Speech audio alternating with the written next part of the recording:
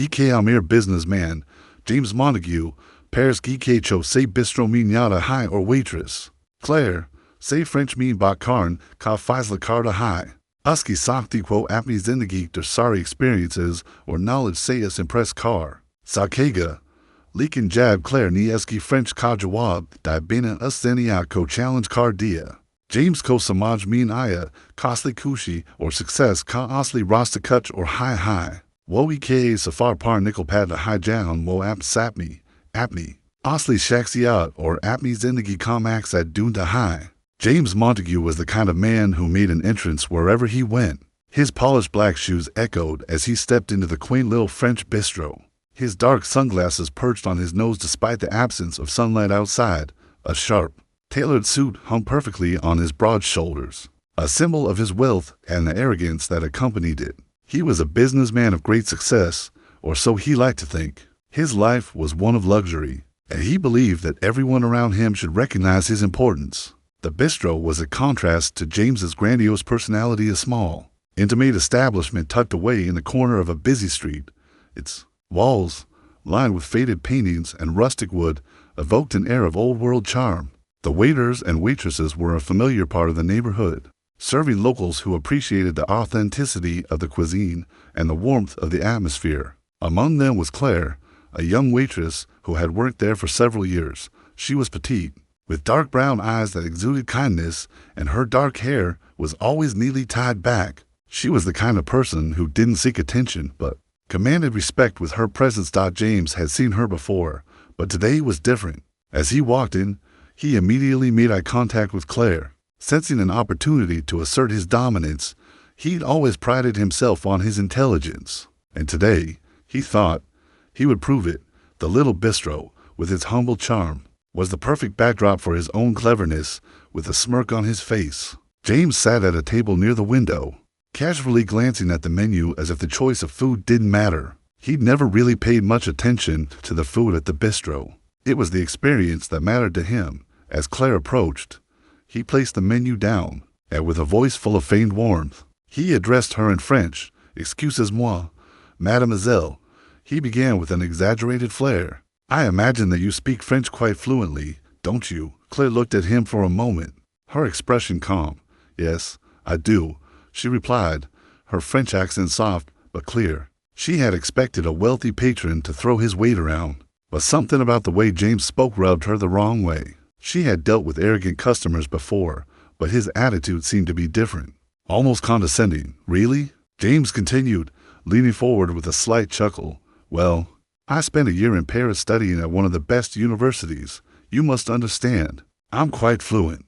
I suspect you might not be able to keep up with my level of French. Claire could sense his arrogance, but she remained composed. She had seen this kind of behavior before. Men like James, who assumed that their wealth or education made them superior to others. But Claire wasn't easily intimidated. In fact, she had learned early in life that people like James often fell short when faced with something unexpected. With a smile, she responded, I would be happy to engage in conversation with you in French, monsieur. James raised an eyebrow, intrigued. He hadn't expected her to be so confident. Very well, he said, as if issuing a challenge. Let's see if you can match my skill with the language. And so, their conversation began.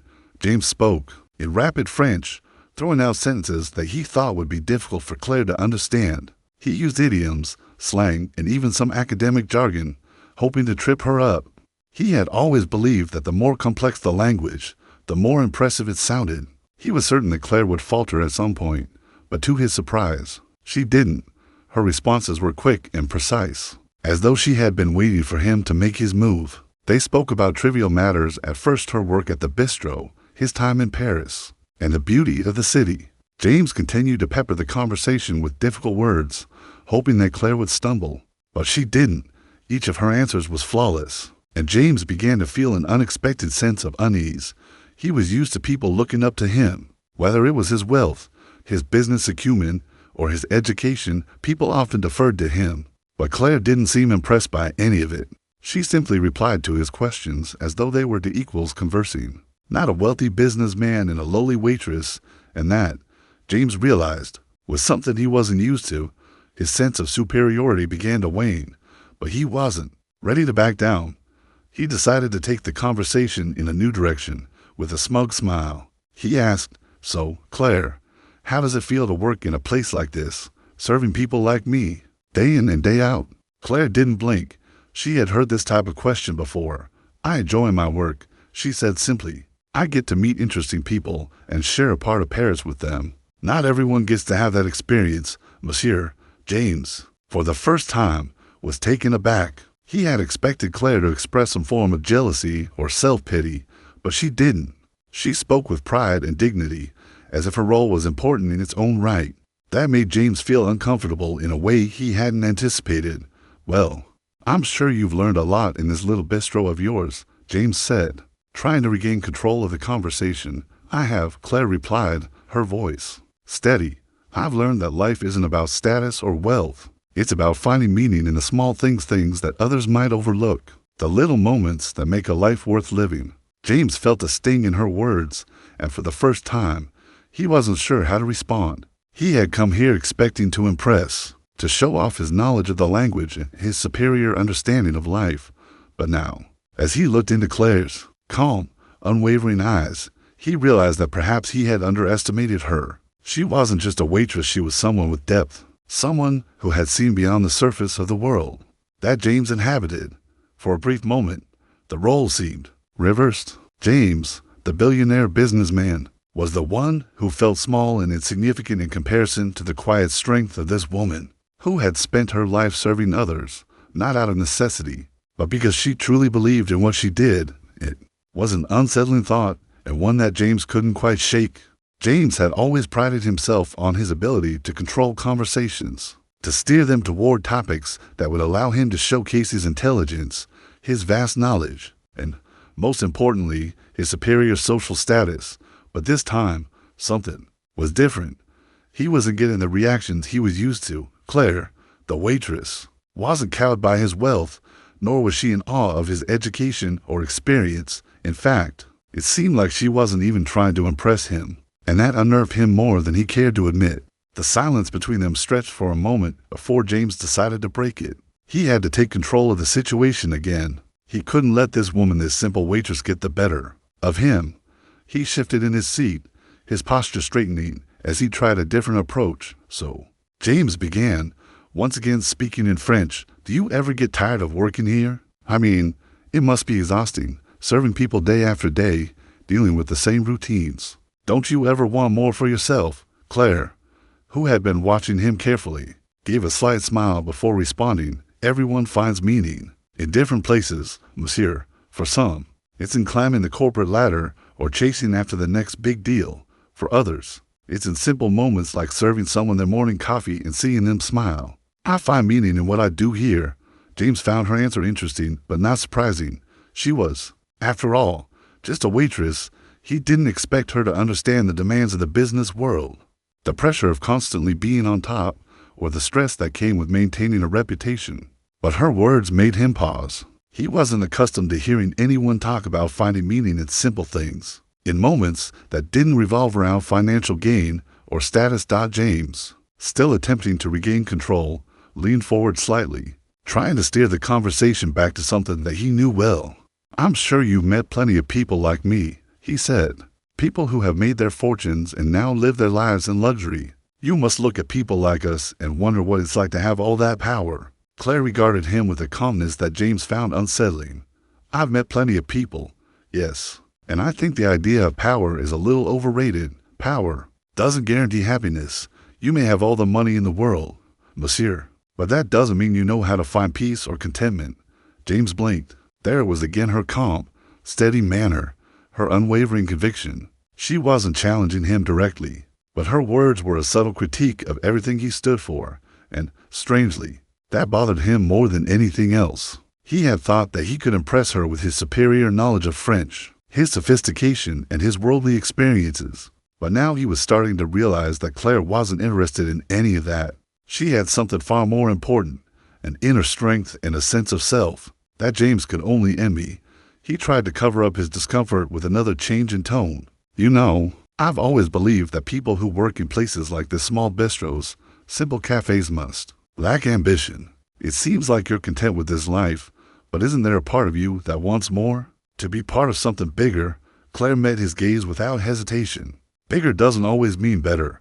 Ambition is important, but it's not the only thing that defines a person. We all have our own path, monsieur. My path just happens to be here, in this bistro, doing something that I enjoy.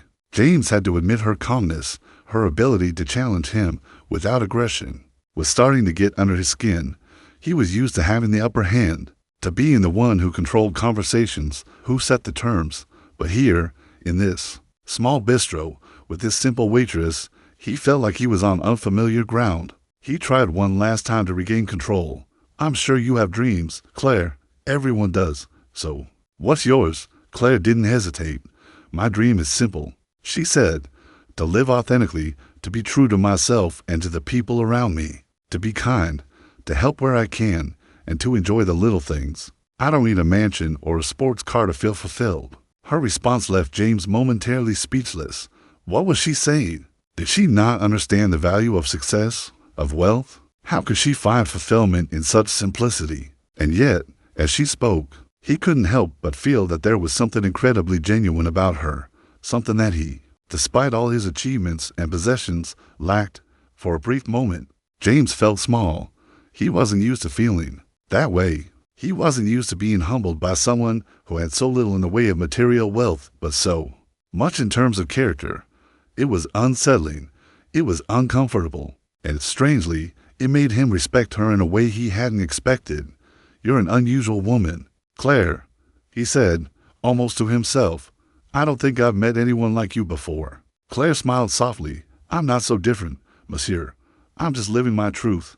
That's all. James sat back in his chair, his mind swirling with thoughts. He had come into this bistro today thinking he could impress, perhaps even intimidate, a young waitress. But now, he wasn't sure what had happened. His confidence had taken a hit, and he didn't quite know how to recover. For the first time in a long time, he felt uncertain. James sat in silence, his mind still processing the conversation that had unfolded in front of him. He had walked into the bistro expecting to have control, to impress, and perhaps even subtly mock Claire for her station in life. Instead, he found himself questioning his own values, his own perceptions of success. It was a feeling that James wasn't used to experiencing. He was always the one in charge, always the one who had the upper hand. But now, for the first time, he felt a strange sense of vulnerability. Claire continued to serve the other patrons in the bistro with the same grace and efficiency she had shown him. She moved with the ease of someone who was comfortable in her own skin, someone who didn't need validation from others, and James couldn't help but admire her for it, even if it made him uncomfortable. He wasn't used to feeling like he was the one who had something to learn. As the lunch rush began to slow down, Claire returned to James's table, carrying a fresh cup of coffee for him. Her face was as calm and composed as ever, but there was something in her eyes, a flicker of curiosity. Perhaps she had noticed the subtle shift in his demeanor, the way his confidence had faltered when she spoke of her own values. He wasn't the same man who had walked in so arrogantly just an hour ago. James, feeling the weight of the silence, looked up at her. You know, I didn't expect this, he said, his voice softer than before. I thought I could come in here, speak French, and maybe have some fun at your expense. But I think I've learned something. Today, Claire's expression softened, and she set the coffee cup down in front of him. What's that, monsieur? James hesitated for a moment. He wasn't sure why he was saying this, but there was a sense of honesty in the air now, something he hadn't expected. I've spent so much of my life focusing on the wrong things: money, status, power. I've never really thought about what it means to live a life that's authentic, to do something for the sake of it being meaningful, rather than for what it can give you in return. Claire studied him quietly for a moment, and then, almost imperceptibly, she nodded. That's the thing, isn't it? We all get caught up in the idea that success means having more wealth, more recognition, more power. But what if success means something different? What if it means being content, being true to yourself? James felt the weight of her words settle in. He had spent years building his empire, accumulating wealth, and surrounding himself with people who admired him for his achievements. But now, standing in the small bistro, facing a woman whose life was so different from his own. He was beginning to question the true meaning of success. "You're right," he said, the words coming out slowly, as though he were speaking a truth he had never fully considered. "I've been chasing something that I thought would make me happy, but I've never stopped to ask myself if it's really what I want, and I think, in a way, I've been missing out on the things that truly matter." Claire smiled softly, her eyes kind and understanding. "It's never too late to change, monsieur. The important thing is recognizing that you have the power to choose. You can keep chasing after things that may never bring you peace, or you can find contentment in the present moment, in the things that truly bring you joy." James felt a wave of gratitude wash over him. For the first time in a long time, he felt like he was hearing something that wasn't just about business or success, or how much money he could make. He was hearing something about life, something real. "I think I've been chasing the wrong kind of success," James said, his voice filled with a quiet reflection. "I've been so focused on the end goal, on reaching the top, that I forgot to enjoy the journey." Claire's smile grew, and she gave a small nod. "The journey is what matters, monsieur. It's the moments along the way that make life meaningful. The people we meet, the connections we make, the kindness we give. These are the things that will stay with us." For a moment, James was lost in thought, the words sinking in deeper than he ever imagined they would. He had spent his life measuring success in terms of wealth and power, but now he was starting to realize that true fulfillment didn't come from external validation. It came from within. He glanced at Claire, feeling a newfound respect for her. It wasn't just her fluency in French or her poise that had impressed him. It was her ability to see beyond the surface, to live authentically, and to find joy in the simple things. "So, Claire," James said, his tone a little lighter, "how does one start living a life that's more authentic? I mean, how do you start living for the right reasons?" Claire paused for a moment, as though considering his question carefully. Then she replied, "Start by asking yourself what truly makes you happy. It might not be the things you've been chasing. Maybe it's about finding purpose in the work you do, in the relationships you build, in the way you treat others. Authenticity isn't something you can buy, it's something you cultivate inside." James nodded slowly, taking in her words. It wasn't a solution he could solve in one conversation, but he felt like he was on the right path for the first time in a long time. He wasn't thinking about business deals or the next step in his empire. He was thinking about something much more important, himself. "Thank you, Claire," he said quietly. "I think I have a lot to think about." Claire smiled warmly. "We all do, monsieur, but the important thing is to start the journey. It doesn't matter how long it takes." James sat back in his chair, a sense of calm settling over him.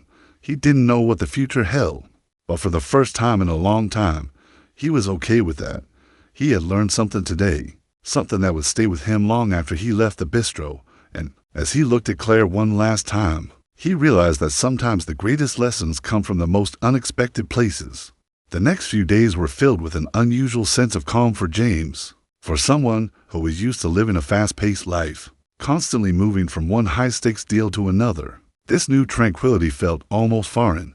He couldn't shake the conversation he'd had with Claire from his mind. Her words had lodged themselves deep within him, challenging everything he had believed about success, ambition, and happiness. It was as if, in just a short hour, she had turned his world upside down. The more he thought about it, the more he realized that his pursuit of success had always been driven by external validation. He sought approval from others, chased after accolades, and amassed wealth to prove his worth. But as he reflected on his conversation with Claire, he started to wonder, what if success wasn't about pleasing others? What if it was about being true to himself, to his own values, to what he actually cared about? James had always believed that the more he acquired, the more he would be fulfilled. But now, he was starting to see the flaws in that thinking. There were moments, quiet and unspoken, that stood out more than any of his accomplishments, moments like his conversation with Claire, where for once, he hadn't been looking for approval. He had simply been present, listening, learning. The next time James visited the bistro, it wasn't for any grand revelation or attempt to impress Claire. It was simply because he wanted to experience the calm he had found there.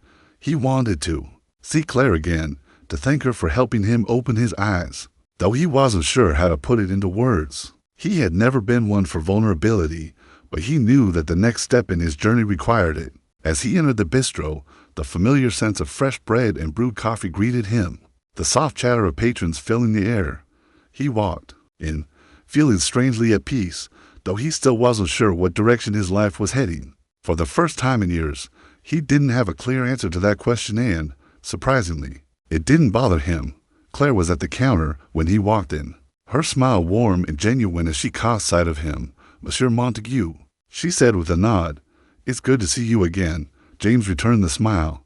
"It's good to be here," he replied, taking a seat at the same table by the window where they had first spoken. There was something familiar and comforting about this place, the simplicity of it, the lack of pretension. It made him feel grounded, something he hadn't felt in a long time. Claire came over to his table, a small notebook in hand. "What can I get you today?" she asked, her voice light, yet with an undertone of curiosity. She had noticed the shift in him, the way he seemed different from the first time they spoke. He wasn't the same man who had walked in arrogantly, ready to challenge her. There was a softness to him now, a quiet introspection that she found interesting. "I'll have the usual," James said, then paused. He wanted to say something more, but for some reason, the words didn't come easily. He cleared his throat. "Actually, Claire, I wanted to thank you for what you said the other day. It really made me think." Claire's eyes softened, and she sat down at the edge of his table. "I'm glad I could help," she said, her voice calm, but filled with sincerity. "Sometimes it just takes someone else's perspective to see things differently." James nodded slowly, the weight of his reflections still heavy on his mind. "I've spent so much time chasing the wrong things, focusing on external success, on what people think of me, but I've realized that what really matters is being true to who you are, not chasing after something just for the sake of it, but finding fulfillment in what you love, what makes you happy." Claire smiled gently, as if she had already known this about him. "It's a long journey, monsieur," she said softly, "but the most important part is the beginning, the willingness to change and see things from a different angle. Most people never get to that point." James felt a sense of gratitude towards Claire that he couldn't fully express. She had opened his eyes to a new world, a world where success wasn't measured by the size of one's bank account or the number of business cards in their wallet. It was measured by the quality of one's life, the relationships we build, the moments we cherish, the peace we find within ourselves. "Thank you, Claire," James said again, his voice sincere, "for helping me see things differently. I'm still figuring it out, but I feel like I'm on the right path." She smiled warmly. "The right path isn't always clear, but if you keep moving forward, even if it's one step at a time, you'll get there." James looked out the window, the bustling streets of Paris outside seeming somehow different now. The world was still the same, but his view of it had changed for the first time. He didn't feel like he was trying to conquer it. He simply wanted to be part of it, to live in a way that felt authentic. As the minutes passed, the small bistro became a symbol of everything he had learned over the past few days. It wasn't just a place where people came to eat. It was a place where people came to be present, to connect with each other, to find meaning in the simple moments. And James realized that it was the small, quiet moments that made life truly extraordinary. For the first time, James felt like he was beginning to understand what it meant to live authentically. And as he looked at Claire, who had played such a significant role in that realization, he knew that this was just the beginning of a new chapter in his life. The next few weeks brought more change for James than he ever anticipated. What had started as a chance encounter in a small Parisian bistro had turned into a profound shift in his life, a transformation that was unfolding slowly but surely. For years, he had believed that wealth and status were the keys to happiness, that climbing higher on the ladder of success was the only way to find fulfillment. But now, after his conversations with Claire, he was beginning to see that there was another way to live, one that didn't require him to chase after things that never seemed to truly satisfy him. James continued to visit the bistro regularly, not to impress anyone or show off, but because he genuinely enjoyed being there. It had become a refuge, a place of reflection and calm. Each visit brought more clarity. He was no longer preoccupied with the constant need to prove himself, to outperform others, or to constantly be striving for more. Instead, he was learning to appreciate the little moments, simple conversations, meaningful connections, and the quiet satisfaction that came with being present. Claire, too, had noticed the change in him. When he first walked into the bistro, he had been brimming with confidence, perhaps even arrogance and a clear sense of superiority. But now, he was different. His demeanor was gentler, more introspective, and there was a depth to his conversations that hadn't been there before. Claire didn't know the full extent of the transformation, but she could see that James was no longer the man who had entered the bistro with the intent of proving something. He was now the man who was learning to simply be. One afternoon, as James sat at his usual table, Claire brought him a cup of coffee, setting it down in front of him with a smile. She had gotten used to seeing him there, but today there was something different about him, a quiet confidence that didn't need to be shown off. "You seem different," Claire remarked as she placed the coffee cup in front of him. James looked up at her, his eyes thoughtful. "I feel different," he said. "I've been doing a lot of thinking about everything, and I've realized that I've spent most of my life chasing after the wrong things. I've been living for other people's expectations, trying to prove something to the world. But I've never stopped to ask myself what I really want." Claire sat down across from him, intrigued by the shift in his tone. "And what is it that you want, Monsieur?" she asked gently. James took a deep breath. "I want to live authentically. I want to do things that truly matter to me, not because of what they'll give me, but because they align with who I am. I want to focus on the things that bring me peace and fulfillment, things like connection, kindness, and purpose. Not more wealth, not more recognition, just more meaning." Claire nodded, her smile soft and encouraging. "That sounds like a good place to start. The most important part is being honest with yourself about what you need, not what you think you should want." For the first time in a long while, James felt a sense of clarity that was unshakable. He wasn't sure exactly where this journey would take him, but for the first time, he felt okay with that. He didn't have to have everything figured out. What mattered was that he was finally listening to his own heart, rather than the expectations of others. In the weeks that followed, James began to change the way he lived. He didn't abandon his work or his business. It had always been a part of him, but he started to make more intentional choices. He spent more time with the people who mattered to him, letting go of the relationships that had been rooted in status or utility. He learned to say no to things that didn't align with his new values and yes to the things that brought him joy. He also started giving back, not because it would make him look good, but because he genuinely felt called to help others. He started supporting causes he believed in, spending time with charities that focus on education and the arts, and even mentoring young entrepreneurs who were just starting out. He realized that success wasn't about how much you accumulated, it was about how much you gave. One afternoon, as he was leaving the bistro, Claire stopped him at the door. "Monsieur Montague," she said with a smile, "I'm glad you found what you were looking for." James paused, turning to look at her. He smiled, his eyes brighter than they had been in years. "I don't know if I've found everything, but I'm on the right path now, and that feels pretty good." Claire gave him a knowing smile. "It's not about the destination, Monsieur. It's about the journey, and from what I can see, you're finally on your way." James nodded, his heart lighter than it had been in years. He had spent so much of his life trying to climb to the top, believing that there was a single pinnacle of success that would bring him all the happiness he sought. But now, he understood that success was not a destination, it was a way of living. It was about being true to oneself, about finding fulfillment in the small, meaningful moments that life had to offer. As James stepped out of the bistro and into the vibrant streets of Paris, he felt a deep sense of peace settle within him. The world around him was still the same, the hustle, the noise, the chaos, but he no longer felt compelled to chase after it. He was finally free to live life on his own terms, guided by the simple yet powerful truths he had learned from Claire. He had once walked into the bistro thinking he had it all figured out, but now he realized that true wisdom came not from knowing everything, but from being open to change, growth, and authenticity. And as he walked down the street, James Montague, the billionaire businessman, felt something he had never felt before: contentment.